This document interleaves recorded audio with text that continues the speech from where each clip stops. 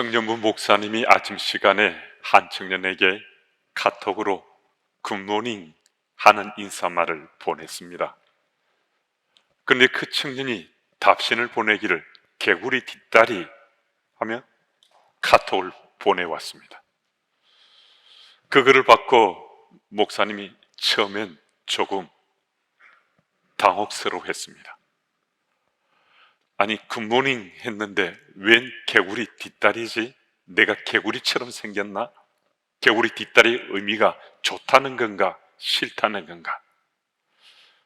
이런저런 생각을 하다가 개구리 뒷다리의 의미를 알아본 다음에 목사님은 아하 그렇구나 하고 크게 웃었다는 겁니다. 개구리 뒷다리는 요즘 인터넷 세대엔 웃음, 미소를 의미한다고 합니다.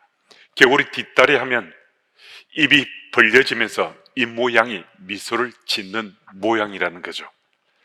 이처럼 세대 간에 사용하는 용어는 말할 것도 없고 우리 주변의 시대 상황이 하루가 다르다 할 정도로 가속도를 붙이며 달라지고 있습니다.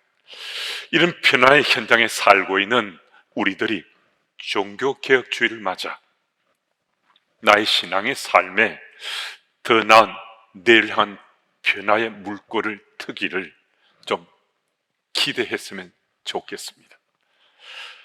1517년 마틴 루터가 독일 비텐베르크 성당 정문에 95개주의 반박문을 붙이면서 종교계의 기치를 높이 들었습니다.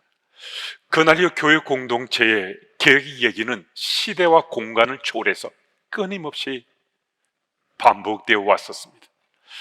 하지만 그렇게 오랜 시간 교회 개혁에 대해서 얘기가 반복되었고 또 개혁의 필요성과 원함도 상당히 있었음에도 왜 교회는 개혁되지 못했는가? 왜 개혁이 성공하지 못했는가? 그 이유에 대해서 마틴 루터의 종교개혁의 현장은 우리에게 아주 분명하게 말해주고 있습니다. 마틴 루터의 종교개혁 이전에도 종교개혁의 필요성을 소리쳐 외치고 깃발을 풀르긴 이는 정말 적지 않았습니다. 많은 이들이 종교가 개혁되어야 된다고, 교회가 달라져야 된다고 외쳤습니다. 그럼에도 그들 모두는 실패를 했는데 어떤 까닭으로 루터의 종교개혁은 요원의 불길처럼 전 유럽으로 퍼져나갈 수 있었는가 하는 것입니다. 루터의 종교개혁은 바로 자기의 변화로부터 시작되었기 때문입니다. 실제 루터는 비텐베르크 성당 정문에 95개조의 반박문을 붙이면서 그 사건이 그토록 거대한 종교개혁으로 이어질 줄은 꿈에도 생각지 못했다는 겁니다. 그는 단지 95개조의 논제를 붙이고 함께 그 논제로 신학적 토론을 해보고자 그 반박문을 성당 정문 앞에 붙인 거였습니다. 그런데 그 95개조의 논제가 자신의 지난 삶을 깊이 고민하면서 자기 변화를 이루가던 한 사람에 의해서 제기되었을 때 루터 자신도 깜짝 놀랄 만한 폭발력을 갖게 된 것입니다. 루터는 자기 안에 있는 죄 문제로 심각하게 고민했습니다. 이 죄 문제를 해결하려고 씨름하고 발버둥쳤습니다. 그 당시 로마 캐톨릭에서 제시한 죄를 해결할 수 있는 모든 방법을 자신에게 적용해서 할 수 있는 수단과 방법을 다해서 그 일을 행해 보았지만 이 죄의 문제는 해결함을 받지 못했습니다. 도저히 이 죄의 문제를 극복해낼 수 없었습니다. 그러던 1513년 어느 날 비텐베르크 교수 연구실 골방에서 시편 강의를 준비하던 중에 로마서 1장 17절 말씀이 그의 가슴에 부딪혔습니다. 복음에는 하나님의 의가 나타나서 믿음으로 믿음에 이르게 하나니 기록된 바 오직 의인은 믿음으로 말미암아 살리라 함과 같으니라. 이 말씀이 그의 영혼을 강타했습니다. 이 말씀 앞에 그는 무릎 꿇었습니다. 자신이 하나님 앞에 얼마나 큰 죄인인 줄 깨닫게 됐습니다. 하나님 말씀 앞에 자신이 죄인이라는 사실이 깨침이 되었을 때 죄의 문제를 해결할 수 있는 오직 한 가지 길, 아주 분명한 길이 그 앞에 보여졌습니다. 그 한 가지는 믿음밖에 없다는 사실을 알게 되는 겁니다. 루터는 이때 심정을 이렇게 고백했습니다. 이제 나는 성경을 완전히 다른 눈으로 보게 됐습니다. 기쁨이 찾아왔습니다.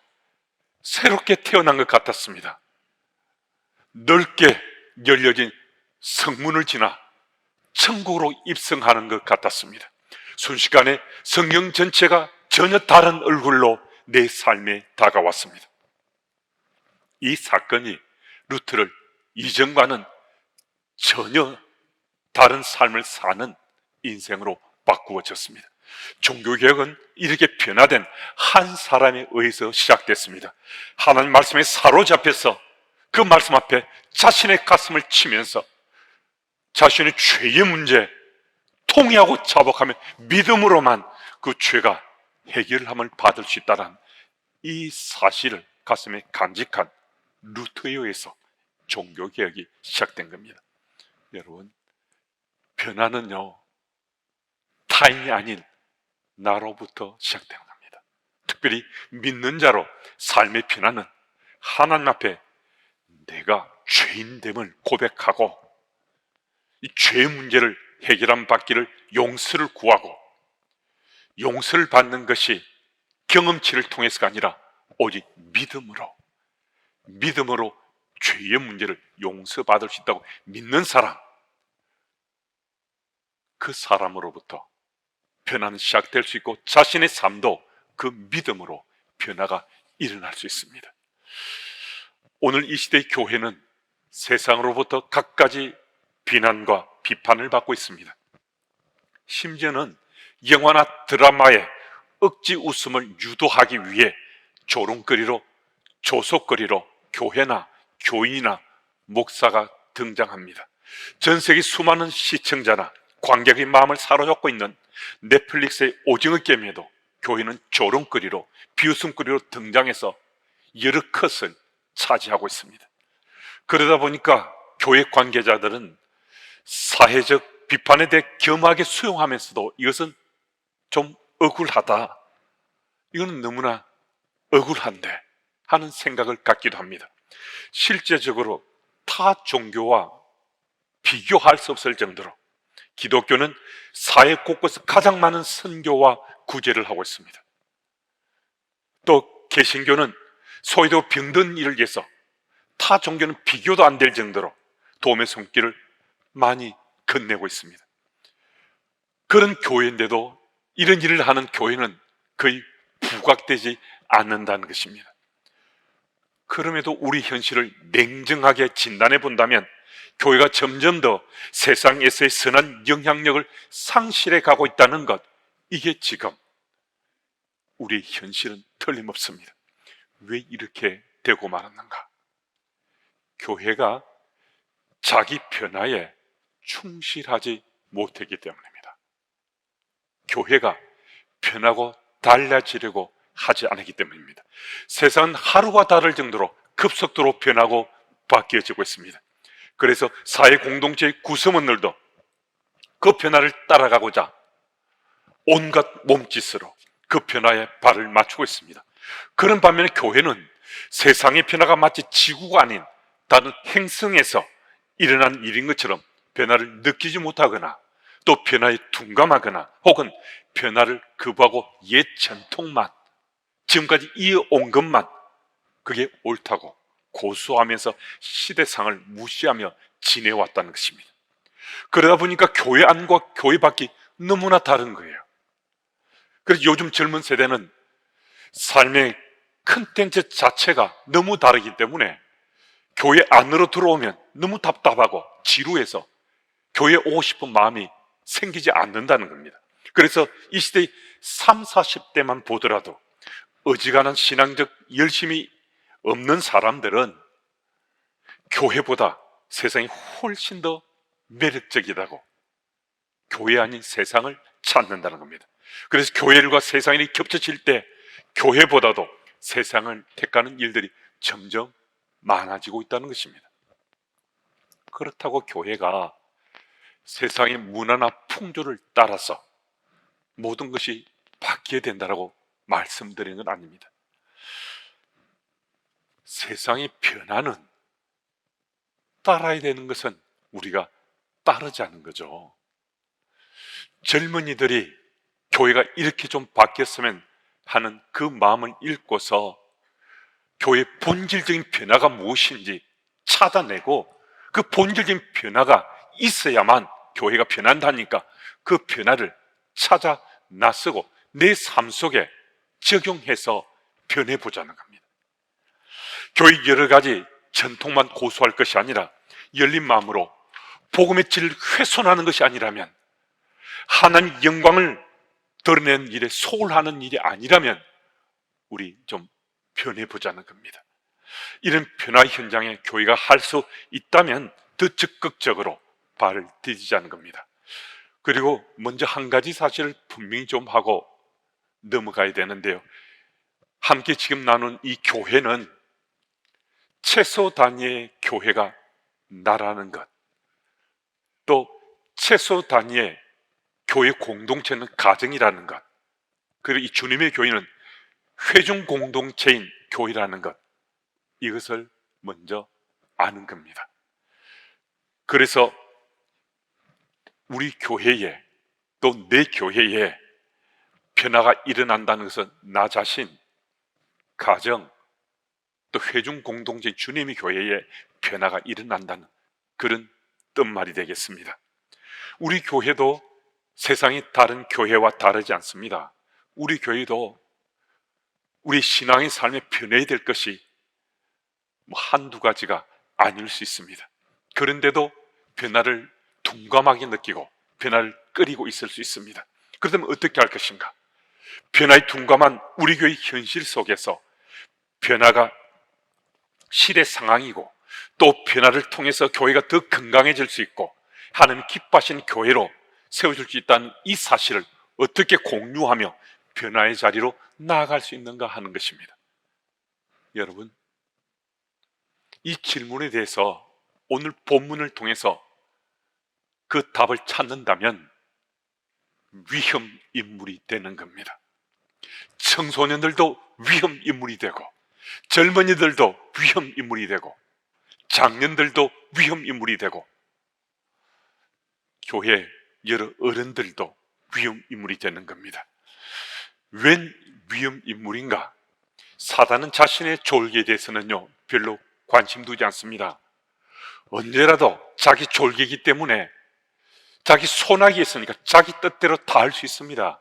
그래서 사단은 자신의 졸개는 자신의 관심의 대상이 아니라는 거예요. 그런데 사단의 골무리를 썩히는 대상이 있습니다. 바로 위험 인물입니다. 예수 복음의 증인들입니다. 복음의 능력으로 살아간 사람들입니다. 성령 충만한 사람들입니다. 주님의 몸된 교회에 충성하고 헌신한 사람들입니다. 하나님 나라를 향해서 방향성이 분명한 사람들입니다. 전술한 사람들은 사단의 위험 인물 리스트에서 맨 상단에 위치한 사람들입니다. 위험 인물이 되면 감히 사단이 함부로 방해하지 못하기 때문에 변화의 물꼬를 트는 것을 아무리 방해하려 해도 어떻게 할 수 없는 거예요. 그래서 위험 인물의 리스트에 올라서 감히 사단이 방해할 수 없는 그런 능력을 덧입고 하나님 주시는 그 은혜를 덧입고 우리는 내가 속한 공동체 속에서 변화의 물꼬를 튀어가는 겁니다.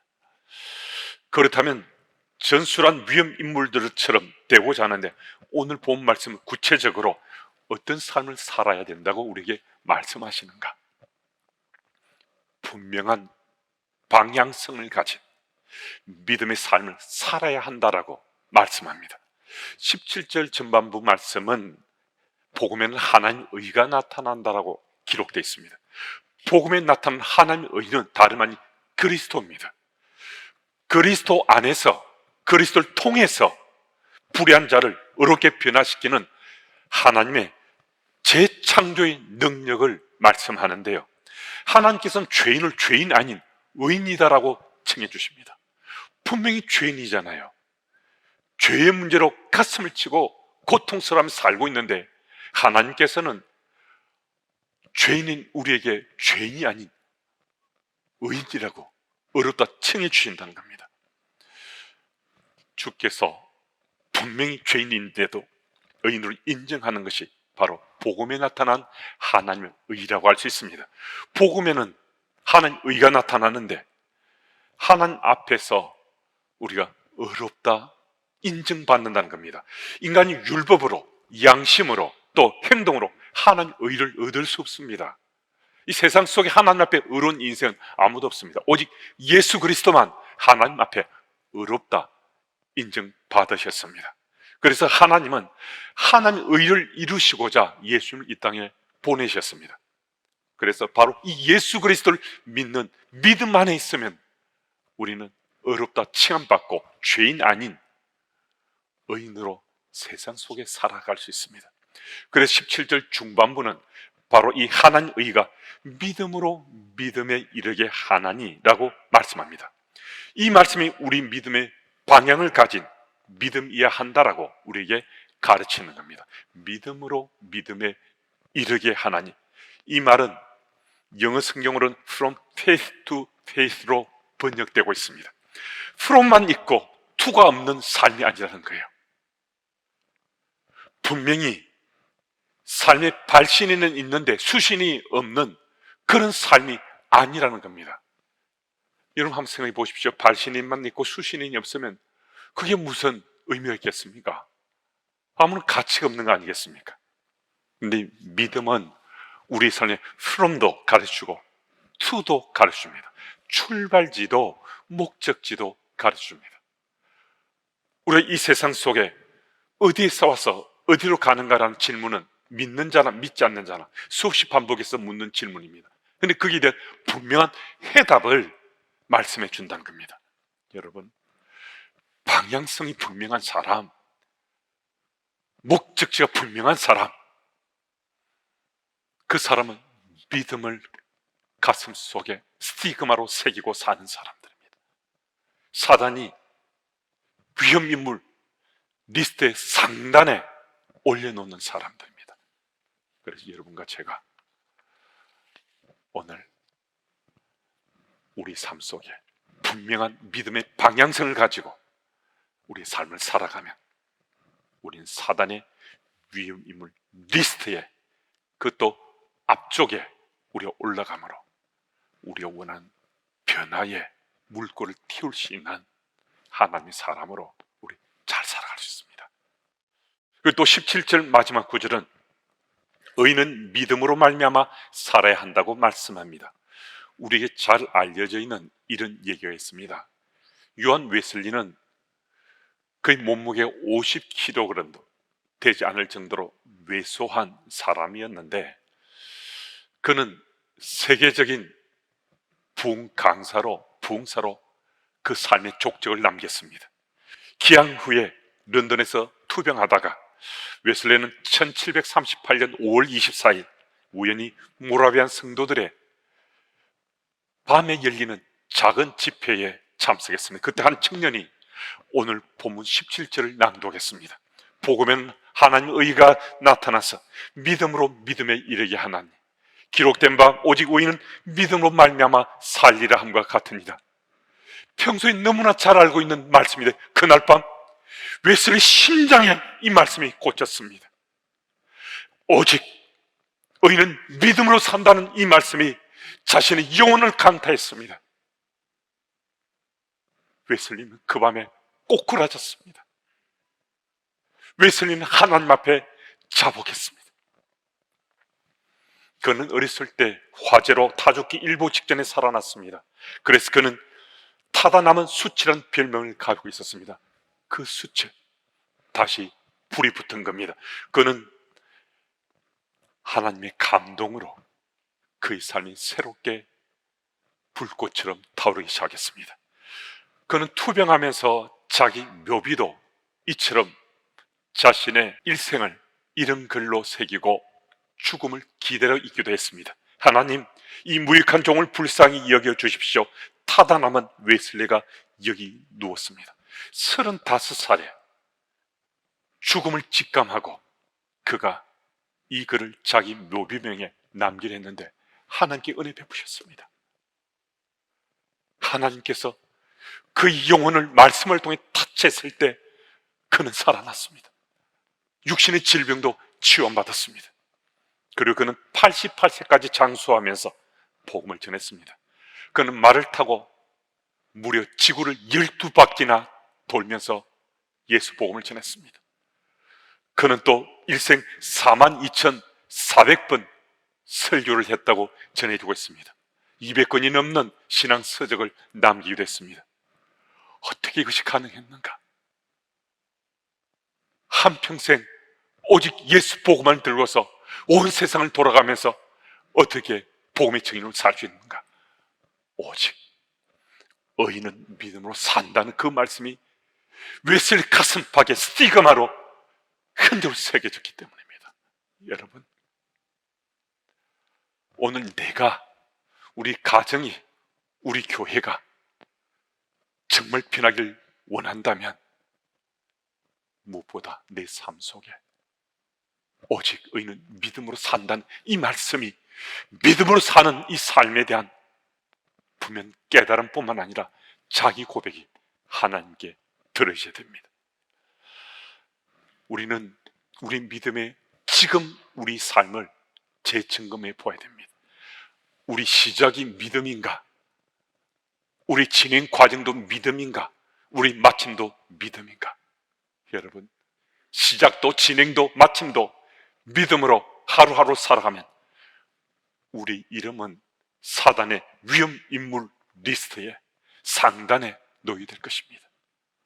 우리 이름이 사단의 위험 인물 리스트 상단에 놓인다는 것은 하나님께서 감히 사단이 우리를 어떻게 할 수 없도록 지키시고 보호하시고 인도하시는 삶을 우리가 산다는 겁니다.